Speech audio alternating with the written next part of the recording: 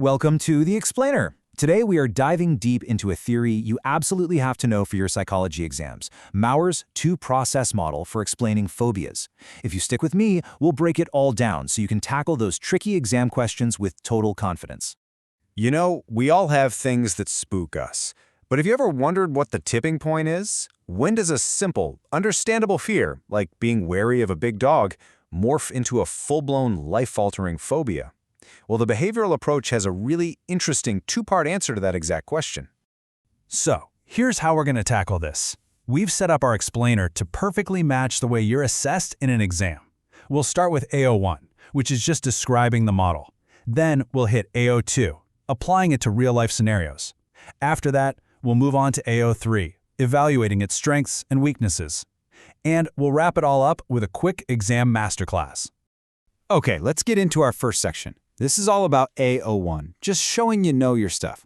This is where you lay out the theory, and honestly, these are the foundational marks you really can't afford to miss. Okay, so here's the absolute core idea behind Mauer's model. And the name gives it away, right?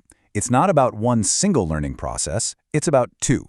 The theory says that a phobia is first acquired, or learned, through one type of conditioning, and then it's maintained, or kept going, by a totally different one. That two-stage concept is the key. And here they are, the two processes themselves. So step one is acquisition. This is how the fear starts. It's all about classical conditioning. Think of it like this. Something that was once harmless gets associated with a genuinely scary event. Step two is maintenance. This is what keeps the phobia alive and kicking, and it's all down to operant conditioning. Basically, the person learns that if they avoid the thing they're scared of, they feel better. That relief acts as a reward, making them avoid it even more. Now look at this slide. Treat this as your examiner's secret checklist. Seriously, to get top marks for AO1, you can't just know these terms. You have to use them accurately when you're explaining how the model works. It's the difference between a good answer and a great one.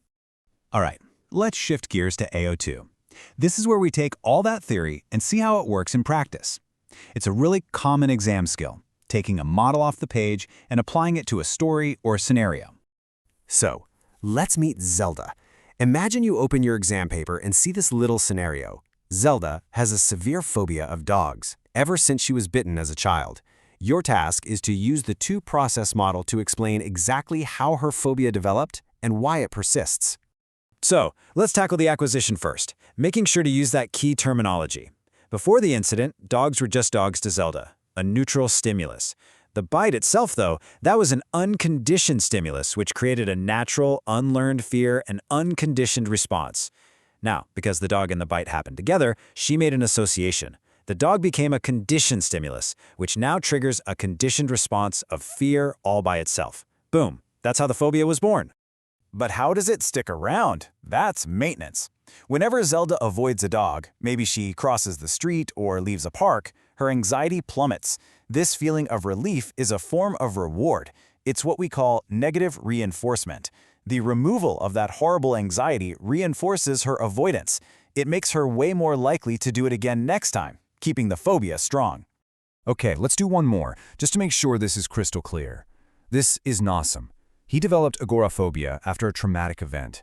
We're going to apply the exact same two-step logic to his situation. You know the drill by now. First, acquisition. For Nassim, going outside was once a totally neutral activity. But it got paired with the terrifying experience of being mugged. That's our unconditioned stimulus. Now, through that association, just the idea of going out has become a conditioned stimulus that produces intense anxiety. And what about maintenance? Well, every time Nassim thinks about leaving the house, he feels that wave of anxiety. But the moment he decides, nope, I'm staying in, that feeling disappears. That relief negatively reinforces his decision to stay home, making his world smaller and his phobia stronger. See the pattern? It's always acquisition, then maintenance. All right, now for the bit that gets you the top marks, AO3, evaluation. This is where you graduate from simply knowing the theory to actually thinking like a psychologist, picking it apart, looking at its strengths, and spotting its flaws. And to write a brilliant evaluation paragraph, you need a secret weapon. I want you to use the peel technique. It's simple. Make your point, give some evidence, explain how that evidence works, and finally, link it all back with a final judgment. It's a foolproof way to build a powerful argument. Let's use peel to build a point about one of the model's strengths. We'll start with a clear point. A big strength of the two-process model is that it gives us a really solid explanation for why phobias don't just fade away on their own. Now for our evidence and explanation. The model isn't just based on guesswork. It's built on two of the most researched and well-supported ideas in all of psychology, classical and operant conditioning. This scientific foundation makes the model's explanation really credible. And here's our link, our final judgment. Because the model clearly shows us that avoidance is what maintains the phobia, it points directly to a solution. You have to stop the avoidance. This single insight was huge. It led to the development of incredibly effective therapies like systematic desensitization, which have helped countless people. That's real-world impact. Okay, but no theory is perfect. So now let's use Peel to build a criticism. Our point is that the two-process model, while useful, is a bit too simple. It doesn't quite tell the whole story. And for our evidence, we can bring in a bit of biology. An idea called biological preparedness suggests that we are evolutionarily hardwired to be afraid of things that were a genuine threat to our ancestors. Think snakes, spiders, heights, the dark. It's much harder to develop a phobia of something modern, like a car. Even though cars are statistically far more dangerous, the behavioral model has no way to explain this discrepancy. And that leads us to a killer judgment. We can say the two-process model is reductionist. That's a fantastic term to use in an exam. It means it reduces a complex issue down to just one explanation, in this case, learning, and completely ignores other important factors like our evolutionary history. It's a partial explanation, not the full picture. Okay, let's wrap all this up into a final masterclass. This is your cheat sheet for absolutely nailing any question on the two-process model. Here are your key takeaways. For AO1, master that key terminology. For AO2, methodically break down the story into the two stages and label everything clearly. And for AO3, use Peel, argue both sides, and bring in those powerful concepts like reductionism.